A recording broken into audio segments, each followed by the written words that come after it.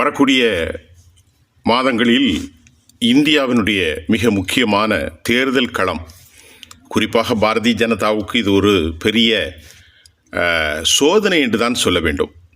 240 இடங்களில் தோல்வியுற்ற பாஜக இந்த வரக்கூடிய 4 மாநில தேர்தல்கள், நாம் ஏற்கனவே இது குறித்து பல்வேறு செய்திகளை சொன்னோம்.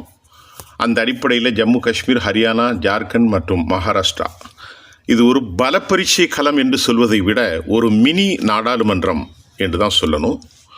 இங்கே யார் வெற்றி பெறப் போகிறார்கள் என்று ஒவ்வொரு மாநில கருத்து கணிப்புகளும் வெளியாகி இருக்கிறது.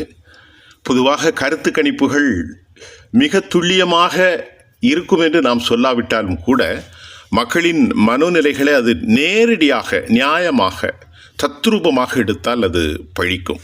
அந்த அடிப்படையில் இந்த லோக்பால் பரபரமான ஒரு சர்வே வெளியிட்டிருக்கிறாங்க. இந்த லோக்பால் சர்வே கடந்த நாடாளுமன்ற தேர்தலில் எல்லா சர்வேகளையும் விட ஓரளவுக்கு ரொம்ப தெளிவாக இருந்ததாக நாம் அவதானிக்க முடிகின்றது. அந்த அடிப்படையில் இப்போது நம்ம ஹரியானா மாநிலம் ரொம்ப முக்கியமான ஒரு மாநிலம். இந்த மாநிலம் கடந்த முறை எதிர்பார்த்ததை விட காங்கிரஸ் கட்சி 6-4 என்ற முறையிலே தான் இந்தியா கூட்டணி அந்த வெற்றிகளை சுவைக்க முடிந்தது.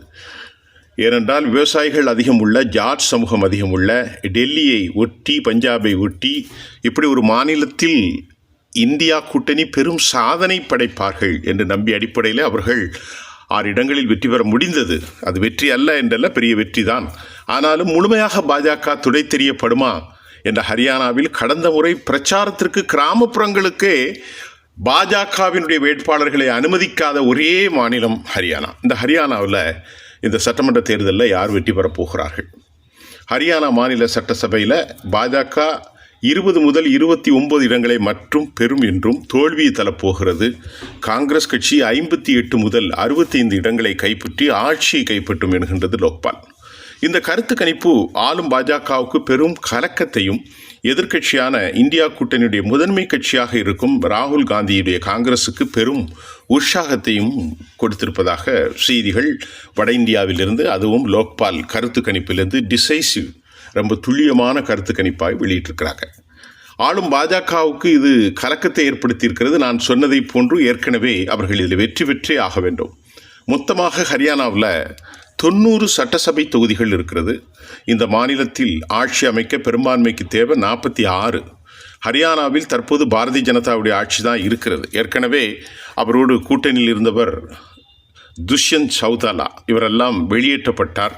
ஆனால் அவர் 2 பக்கமும் சேராமல் இருக்கிறார். அந்த ஒரு சூழ்நிலையில் 90 சட்டசபை தொகுதிகளுக்கு வரக்கூடிய அக்டோபர், நாளை புதிய ஆண்டு இந்த மாதம் முடிகின்றது. இடையில இருக்கக்கூடிய செப்டம்பருக்கு பின்பு ஒரு மாதத்தில் நடைபெறக்கூடிய 1ஆம் தேதி ஒரே கட்டமாகத்தான் வாக்குப்பதிவு நடைபெறுகிறது. 4ஆம் தேதி வாக்குகள் எண்ணப்பட்டு முடிவுகள் அறிவிக்கப்பட்டுரும். 2019ஆம் ஆண்டு ஹரியானா சட்டசபை தேர்தலில் எந்த கட்சிக்கும் பெரும்பான்மை கிடைக்கல. அது ரொம்ப முக்கியம். அதிக இடங்களை பெற்ற பாஜகவுடன் 10 இடங்களில் வென்ற ஜனநாயக ஜனதா கட்சி, அதாவது ஜேஜேபின்னு சொல்கிறது, துஷ்யந்த் சௌதாலா இணைந்து கூட்டணி ஆட்சியை அமைத்தது. 4.5 ஆண்டு காலம் இந்த கூட்டணி ஆட்சியிலிருந்து கடந்த மார்ச் மாதம் ஜனநாயக ஜனதா கட்சி வெளியேறவில்லை, வெளியேற்றப்பட்டார்கள் ஜேஜேபி.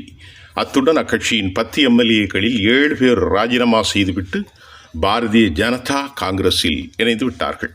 தற்போதைய தேர்தலில் பாரதிய ஜனதா, காங்கிரஸ், ஆம் ஆத்மி, ஜேஜேபி, ஆசாத் கட்சி கூட்டணி, பகுஜன் சமாஜ் கட்சி ஆகியவை தேர்தலை எதிர்கொள்கின்றன. இப்போது இந்த ஜேஜேபி காங்கிரஸோடும் சேரலை.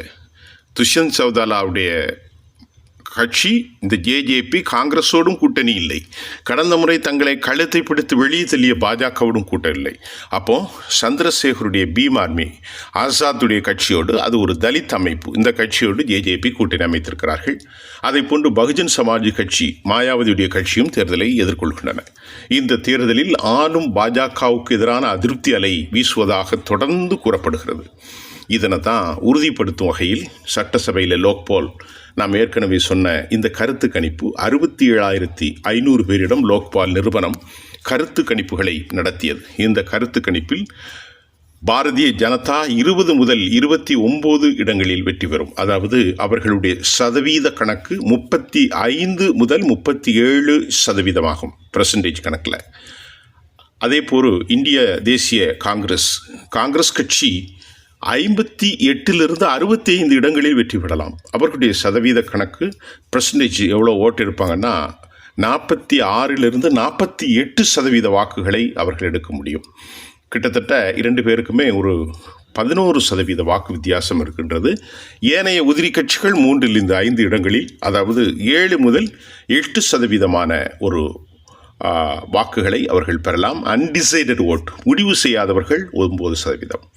இப்படிப்பட்ட ஒரு சூழ்நிலையில் பாரதிய ஜனதா 29 இடங்களில் அதிகபட்சமாக வெற்றி பெறலாம். காங்கிரஸ் 65 இடங்களில் அதிகபட்சமாக வெற்றி பெறலாம். இதர கட்சிகள் அதிகபட்சமாக 5 இடங்களில் வெற்றி பெறலாம். எந்த முடிவும் எடுக்காதவர்கள் நாம் சொன்னதை போன்று 9%. இந்த முடிவுதான் ஹரியானாவில் காங்கிரஸுக்கு பேர் உற்சாகத்தையும் பாரதிய ஜனதாவுக்கு பேர் அதிர்ச்சியும் ஏற்படுத்தியிருக்கின்றது.